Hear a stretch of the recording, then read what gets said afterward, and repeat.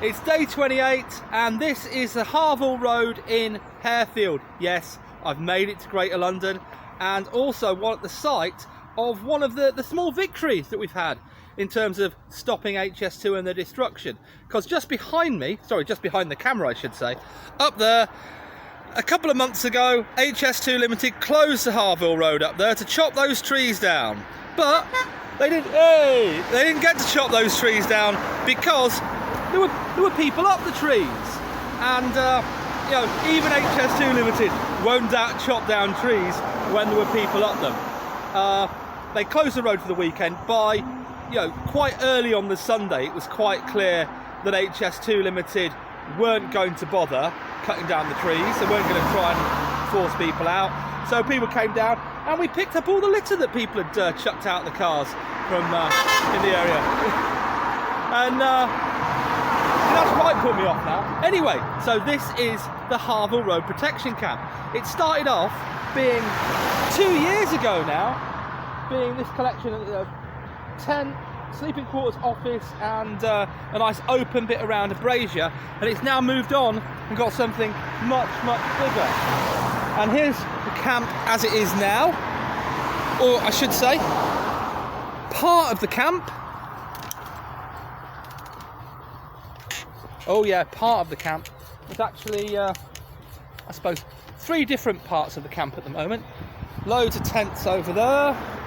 Here we have the recycling centre, the bike repair area, storage tent, kitchen, office, fire. Over there's a tech tent, or the place where you can charge stuff up, to be perfectly honest. And that's great, isn't it?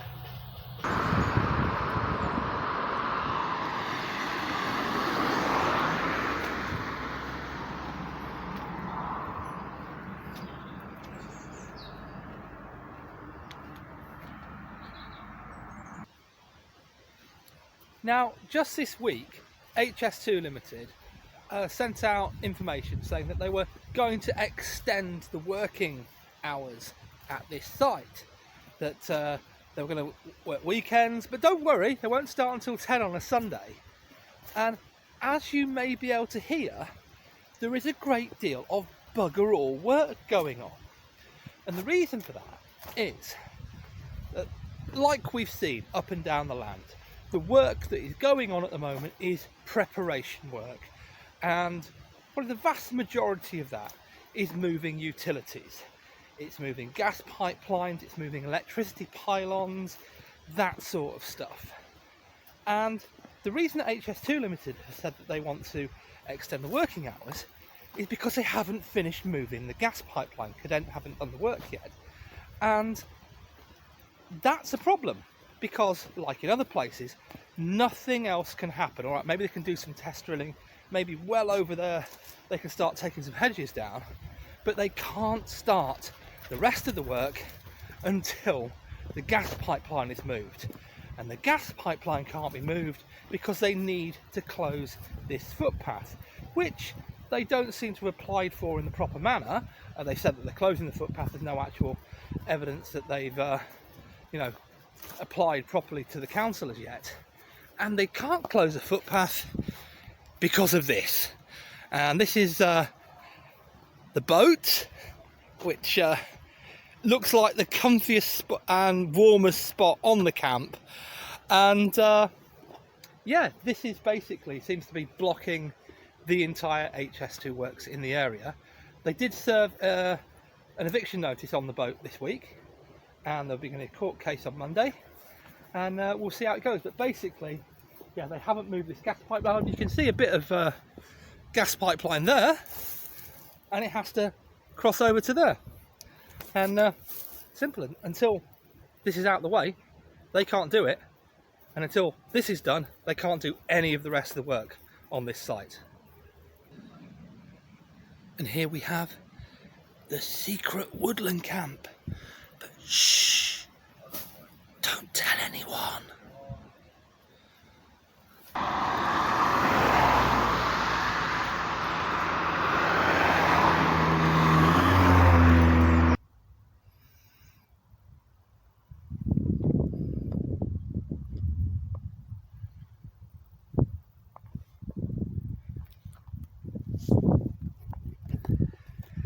This is Chalfont Lane on the Buckinghamshire-Hertfordshire border. Yes, HS2 does go through a tiny bit of Hertfordshire. And this is basically where the Chiltern Tunnel Portal comes out at the southern end, or goes in at the southern end, depending which way you're going, just after the M25. Goes under the M25, comes out here, and then goes through and over all of that. Yeah, that's what we're going. Basically, it's day 28, and I did get to the Harefield, the Harvil Road protection camp in the Colne Valley last night, but I've come back to do the last 4 miles again in daylight, so you can see this and this, and obviously this as well, where you can see the land take will actually be greater than those blue hoardings over there, because you can see where the cones have been put out. And I don't know if it's really obvious, but beyond the cones you can see the land has both been harvested and then ploughed. This side of the cones, it's just been it's just been harvested. Farmer hasn't bothered ploughing it because clearly he's thinking, no point, HS2 Ltd are going to take this off me. And this is another enabling site where you clear the land, you get the utilities right, you obviously get the electricity to plug in the tunnel boring machine, and okay, it's Saturday, so no work's happening anyway, but there's very little evidence that much work is happening even on a weekday. There's only a couple of diggers over there, there's a couple over there, but you can see the grass is still in place there. Here you've got a mound that's been made. It's been obviously left for a long while, overgrown, the poppies are coming up, and yeah, very little evidence that actually this enabling work that is meant to be ready by now is finished. But yeah, travesty is HS2 comes out in the tunnel here, and then it goes over that, and of course that's where we're going now, back to the camp. This is more like it.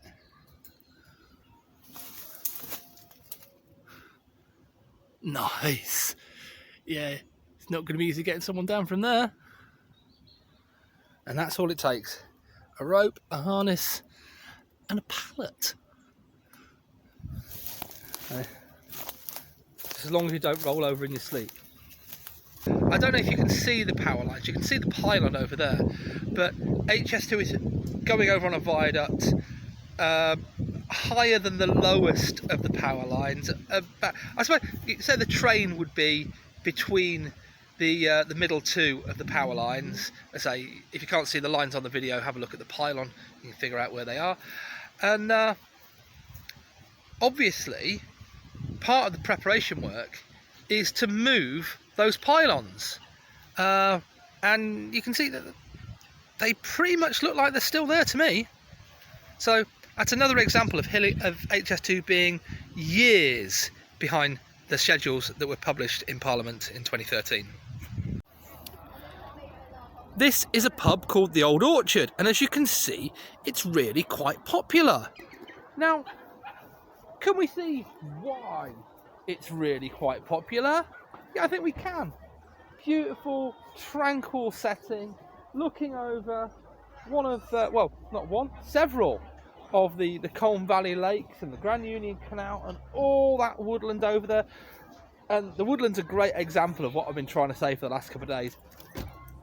There's some ancient woodland that it's going through, some ancient woodland that it's not going through, some woodland that's not ancient woodland, and it's basically, it's all one wood, right? Do you think the bats care that, you know, some of the trees are only 200 years old and some of them are 4? No, I don't think they do, right? This is all really important habitat. And you see that tree line over there? Well, that's what's going for HS2, and a massive viaduct over the edge of this site over there. And why? You know, as I said, it's like they've, oh, well, we'll have it in a tunnel until we've got something really brilliant that we can totally screw up. And that's what it is. That's over there.